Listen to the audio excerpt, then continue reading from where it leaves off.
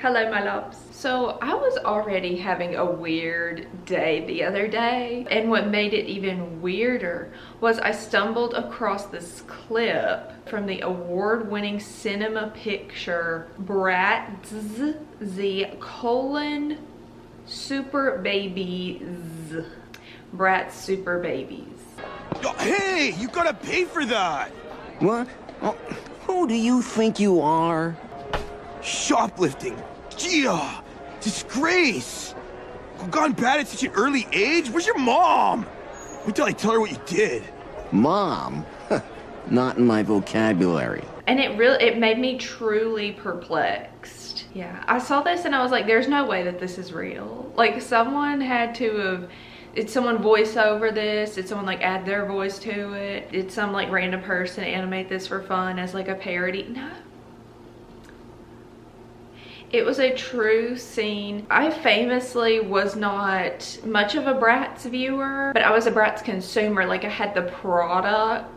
The animation on some of these Bratz, I was like, maybe they just didn't have that Barbie budget. Maybe that's it. But then I was like, wait, at least this is making me feel something, you know? It's okay if it's like slight doom. Like, it's fine. Like, I'm a little bit scared, but at least I like feel something, you know? Bad animation will do that to you sometimes. And by bad animation, I don't mean bad. Any animation is a feat in itself. Animation is hard. It takes hours and hours. It's so time consuming. I couldn't tell you the first thing about how to animate something. Shockingly, all I really do is edit my thumbnails. And even those aren't good enough according to my spam emails that are telling me I can make my thumbnails more attention grabbing and reach a larger audience. Like, no thank you. I will continue using PicMonkey and BeFunky. Those are those are both editing things that I've used. Anyway, it takes special skills and time and money and resources to make even a halfway decent animated piece of media. I'm just going to talk about why I like bad animation. And there are different types of animation, which I don't really know much about. I know there's like 2D animation. I think that's what Winnie the Pooh was. And then 3D animation like Toy Story, Frozen, like your Pixar movies are like 3D animation. First of all, it's better than AI. I would prefer to see a 2-pixel, 0-dimension dog than an AI dog video. Okay, like what the dog doing? Okay, now both of these videos may bring up strong feelings for you, and that's normal, okay? So let's go one by one. Let's show the first one again. So what are you feeling?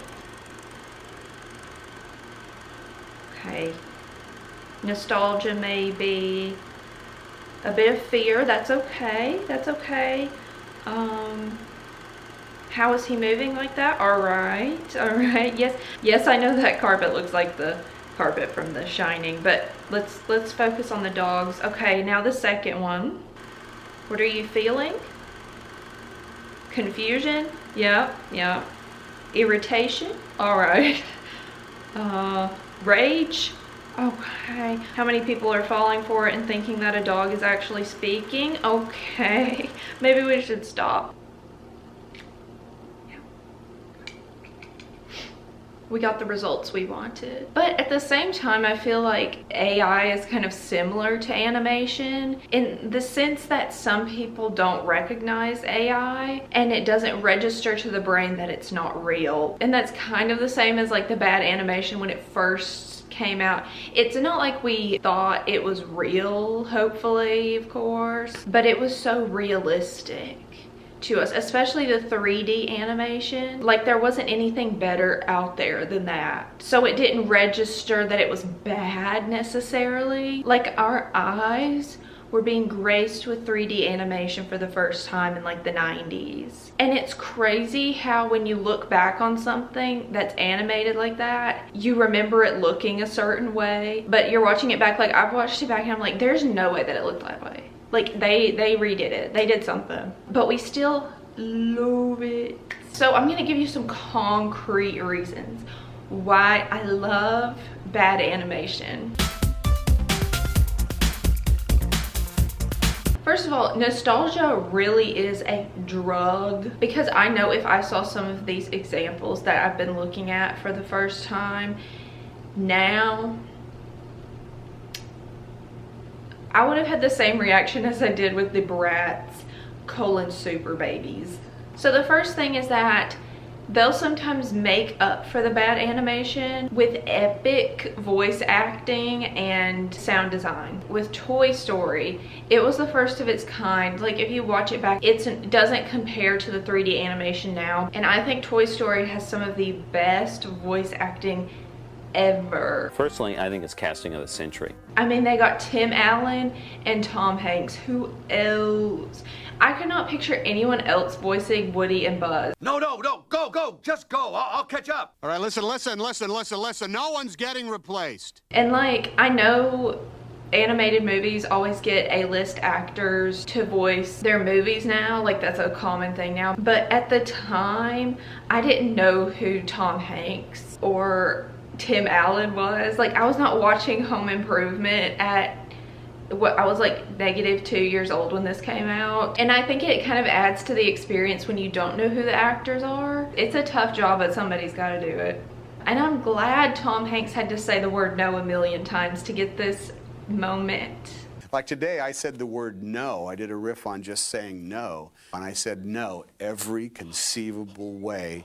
No, no, no, no, no. No, no, no, no, no, no, no. Yeah, every time I've watched an interview of someone doing voice acting, they're always like, this is hard. Like, this is a lot. I bet they're like, oh, I'm used to being like an actor on camera, but I'm like screaming into a microphone for 12 hours. So the sound design, especially of like older animated movies, they would always have this just like grounded sound to it. Like, you could tell that someone was just in a Foley studio and they had their hands and heels and they were just clicking them on a piece of plywood to make it sound like someone was walking. Like, you could just feel it, and it made it so beautiful. Like the clicks from Barbie walking on cobblestone, I don't think that can be replicated as crisp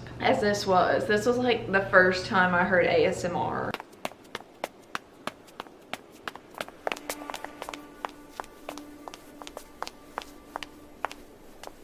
Another reason, the hair is just too good. The hair has so much personality. Like, you don't know what you're gonna get in some of these bad animated movies. Like, how is the hair gonna be okay? Did they get it under control in the animating room or no? Honestly, sometimes I don't need to see every hair on your head. I mean, it's cool to see, and thank you animators for spending hours and hours putting every hair on their head, but I kind of love when it's just a chunk of hair with no dimension. Like, you could just click it on and off their head. It's just one piece. I mean, this bun looks like a bagel, and I wouldn't want it any other way. But all of the hair moving in one piece sometimes did have me thinking, like, how are they brushing their hair? Or do they brush their hair? Or do they have a special hair brush for this hair with like 2 teeth on it? See, this animation is just thought-provoking. Are they useful or meaningful thoughts? Probably not, but it's like thoughts nonetheless. And another reason is you can fill in the blanks with your imagination. So when everything is laid out right in front of you and all of the little details are animated, it's really cool and impressive, but it doesn't really leave anything to your imagination. And I truly think as a kid, watching animated movies that had less detail made me use my imagination more. Like, if there was a background of a bedroom with like a bed and a nightstand, and that was it. No glasses on the nightstand, no little trinkets, no texture to the bedding, no like wrinkled sheets.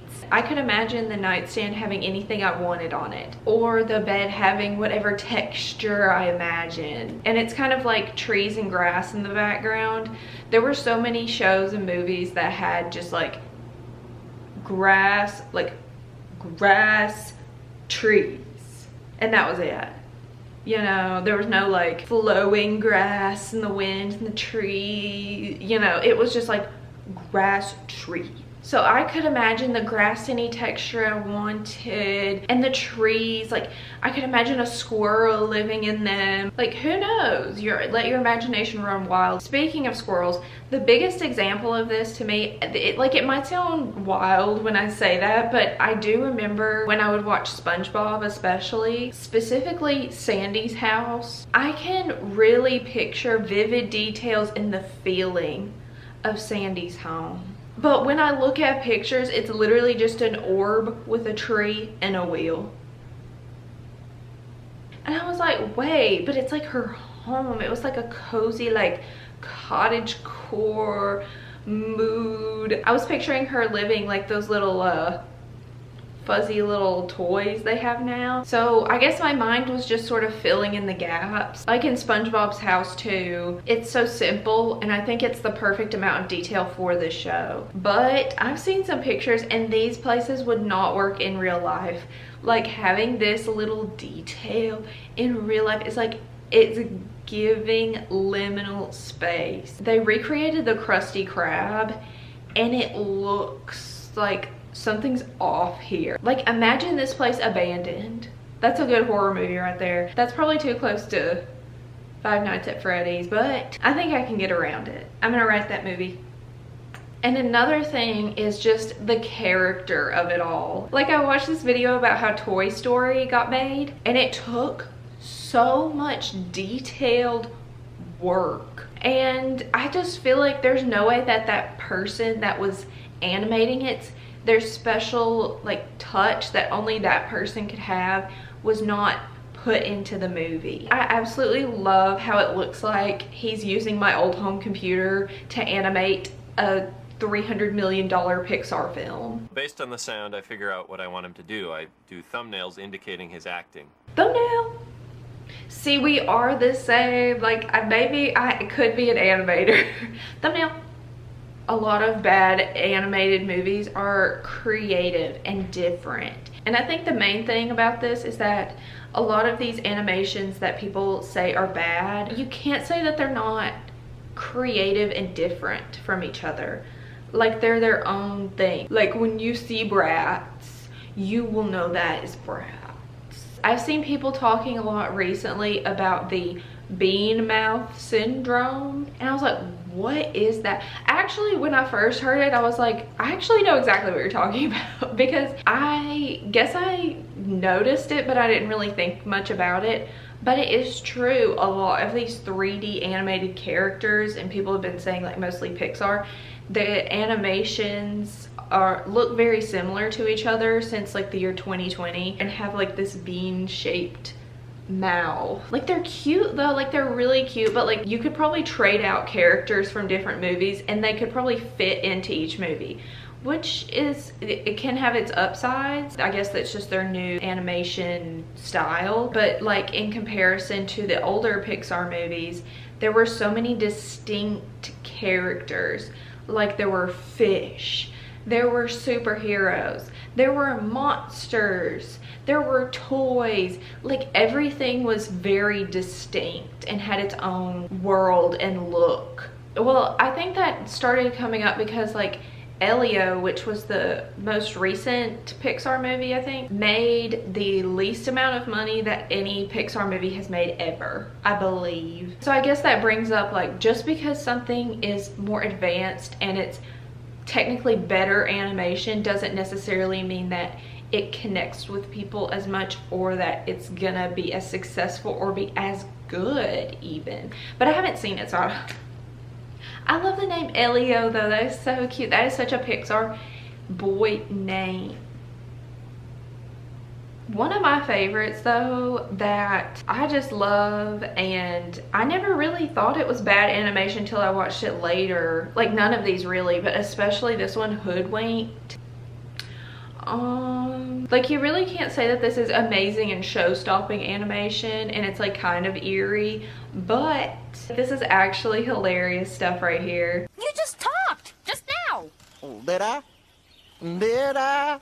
Did I? Did I? Did I? Did I? Did I? Did I? Did I? Do? I mean, how many animated movies break the fourth wall? Probably a lot. It had personality. It was actually like a great movie. It just makes you feel like a little bit off, and I love movies that make you feel a little bit off. And then there's a whole other beast, which is motion capture.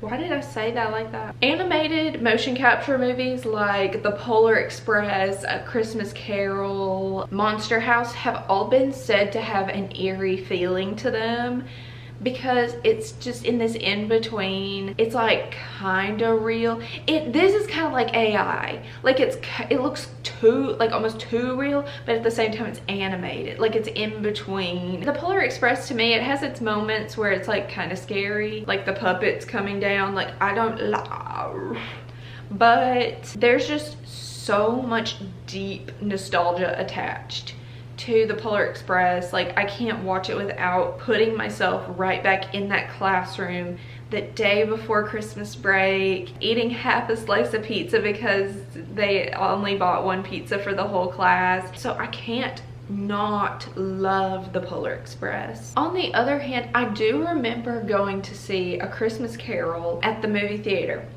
And I was like pretty scared. Like I was actually kind of terrified. I've always thought the whole like Christmas Carol story is kind of scary. It's like, it's very deep, kind of scary story, like ghosts, and you know, there's like all kinds of scary stuff like death and all. And I just remember at this movie I was like, I'm kind of scared. But granted, I was 12. That's probably too old to be scared of an animated movie. And that's probably why I watched Mickey's A Christmas Carol a lot more than that one. And Monster House, I don't think I ever actually watched the movie because I was that terrified. I had this one DVD that I would watch over and over again. I don't remember which one it was, but it had a trailer on it. That was the Monster House trailer. And it legitimately had me horrified to the bone, like deep to the bone. So last night I watched the trailer again. I faced my fear. Every neighborhood has a house with a secret. Awesome kite. I see what I meant though. Like I see why I was scared. It's a house that eats people, and the trailer man voice, Don't make a sound. It's like so deep that it doesn't even sound real, which I absolutely love. I love that man's trailer voice. But the point is that it evoked an emotion in me. Sometimes, like, just because it's a good animation doesn't mean it's gonna evoke an emotion in you. You don't want it to just fall flat. But I thought for a fun ending, we've gotta witness some of the favorite truly bad animated characters, but they have stood the test of time. They've been memed a million times. So who really won here? Who really won? The animators, I guess. There's like an actual warning, you may be shocked by what you see. Like some of them I'm not even gonna show because I don't want to edit it and put it on screen and look at it that long. This is like your quintessential bad animation. Spiderus from Miss Spider's Sunny Patch Friends. Tika from the Barbie movie. I kind of think she's cute. She's got the lashes on. She got the blue, like she's got the blue orbs. Like she's like, I kind of love her. Oh, I think a reason why I never really watched the show was because of the animation. Like I just didn't even want to watch it for more than 3 seconds on a PBS Kids commercial. JJ the Jet Plane. You can't tell me that these are not Cabbage Patch doll faces glued onto planes. They're kind of cute now that I really look at them. Peppa Pig's guinea pigs. I don't get why everyone hates on Peppa Pig. Someone commented on it and they said, every character on Peppa Pig should be pictured here. That show has lazy, sloppy illustrators pretending that they're edgy. I think that's what makes it so cute, is that it's like so simple. I like the guinea pig. It's like funny. I think that's the point, is that it's like funny looking, but it's not like scary. Sid from Toy Story, he has the perfect look though. I could not imagine Sid looking any different. But now that Will Poulter dressed up as Sid, and I love Will Poulter, I can't see Sid without thinking of Will Poulter, which therefore, you know. But actually when I first looked up bad animated characters, it wasn't the most disliked characters visually, but the most disliked to their core. Like their personality. Like Candace from Phineas and Ferb, because it says Candace is always trying to snitch on her brothers. Candace isn't a bad character per se, but it gets on people's nerves that she's constantly trying to snitch on her brother's unconventional adventures. It makes her look petty and selfish. The Tibble twins are spiteful and one-dimensional characters. Oof. From Arthur, they were the DW-aged neighbors of Arthur and DW. And they rub the show's fans the wrong way. I'm surprised that DW is not on this list because I have seen so much DW hatred, and I stand with DW though. I stand with her. As an annoying little sister, I stand with DW. They would be doing terrible things to either her or Arthur, such as breaking her toys, snapping Arthur's expensive glasses, and even putting DW in the hospital. Oh, I need to watch this. This sounds interesting. Sparky disappears after a single season, much to the fandom's relief. It was a fairy dog, coming off as obnoxious, irritating, and selfish. Well, it's a dog. So this dog didn't have any redeeming qualities. I wonder how they said they got rid of the dog. Were they like, he went off to a farm in the country? That's kind of sad. I feel bad. Where is that dog? Justice for the dog. Caillou. Caillou whines and whinges. Never heard that word. When things don't go his way. Thankfully, his bratty temperament improves following the show's 4th season, when the writers presumably start picking up the hints. So they're probably getting some hate mail, is what it sounds like. The theme song is just too good. I'm just a kid for each day I grow some more. I like exploring the Caillou. And I never knew how old Caillou was. I keep using Toy Story as an example, but when you're the first ones to do something, like making 3D animation, it's not gonna be pretty or perfect. Like the pioneers, they're always gonna be laughed at until they're in the history books. Actually, plot twist, there is no bad animation. Thanks for watching. I'll see you next time. I was actually gonna add like an animated thing in here and like animate something myself, and I said, Maddison, who do you think you are? Each day I love the